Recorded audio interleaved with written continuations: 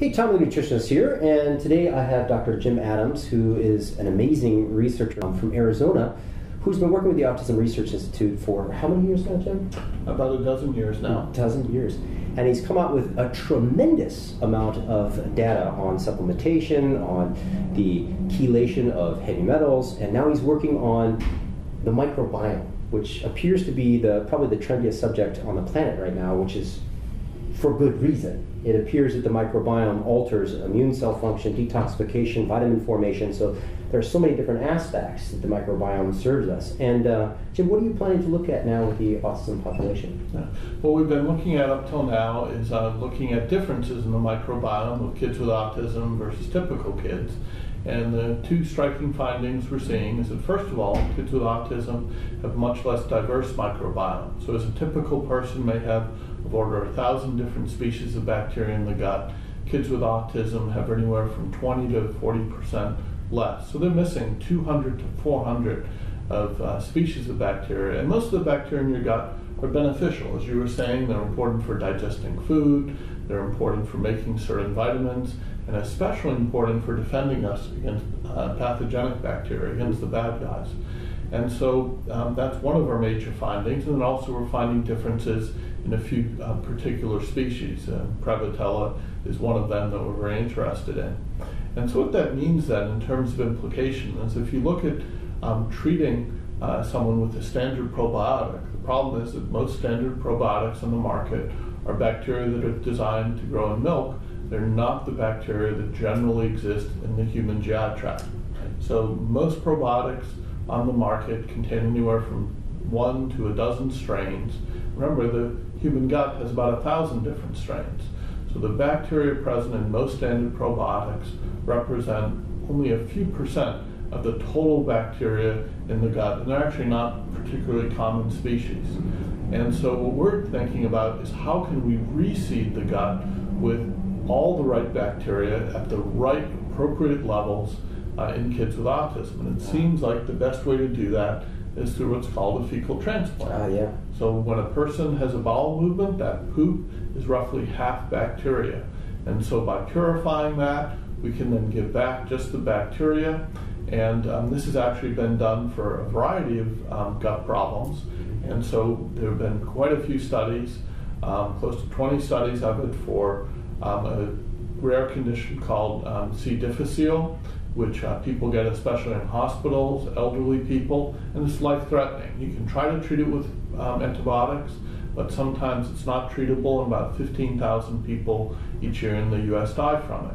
What's amazing is just one dose of a fecal transplant has a 95% cure rate, and usually see the benefits within a few days. It's just revolutionary treatment, very, very successful.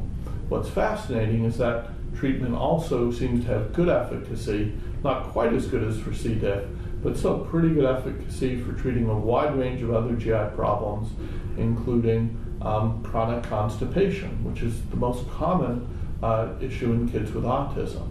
And so there's been some pilot work by a collaborator of ours, Tom Barodi. He's treated 9 kids with autism with a special type of fecal transplant.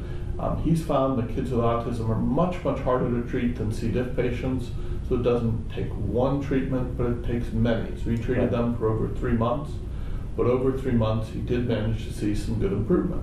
And so now we've applied to do that type of study. We hope to do it soon, where we can look at a fecal transplant, because we think that's really the best way to go ahead and restore your normal gut flora is by giving seeds of all the several hundred type of bacteria that kids with autism are missing.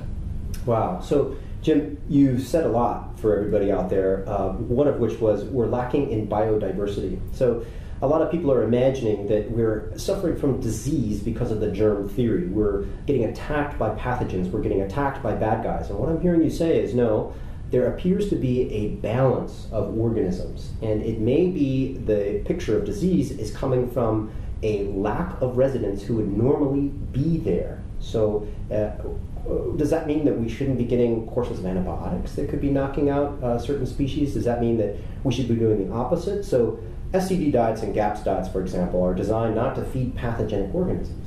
But would we also need to be introducing lots of organisms? So thankfully GAPS includes probiotics, cultured vegetables, things like that. It seems like there's a balance here. Yeah.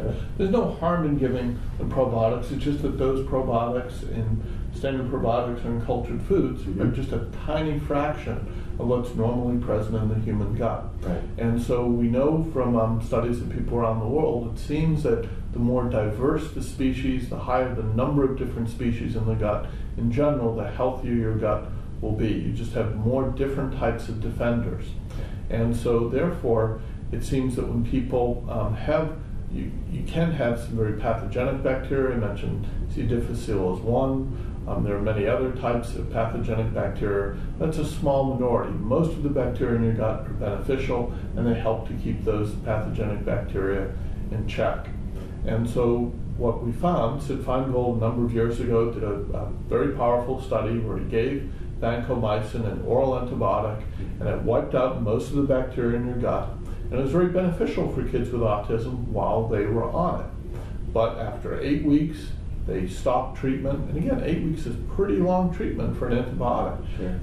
But as soon as he stopped treatment, even though he gave standard probiotics afterwards, the kids with autism reverted back to where they had been. They lost the GI gains, they lost the behavioral gains, and so they were back to square one. So although they could eliminate the bad guys, they were not successful in reseeding with the good guys. And so what we want to do is use vancomycin again to wipe out the bad guys, but then we want to reseed with a fecal transplant, so that way we give from healthy donors. It's very important that we screen very thoroughly. We have a very special screening process that we use to then verify that this is from a healthy donor, screened for disease, and then by giving it, we have hopes it will restore both normal GI flora, but also we think that may well help improve some of the symptoms of autism. Because in a previous study we found that the kids who had the more severe GI problems also had more severe autism, more social problems, worse language problems, worse cognitive problems. Well, that makes sense. The pathogenic organisms can cause the leaky gut. The intestinal permeability might be allowing in some of the cell walls of the pathogens or the organisms themselves, leading to inflammation. We now know that genetic susceptibility to the blood-brain barrier could cause inflammation of the brain, which we typically see in the ASD population. So, gosh, Jim, I can't thank you enough for the depth and breadth of your work. It seems like every time something could help a child with autism, you're on top of it. So, from the entire community, thank you very much. Thank you, Tom.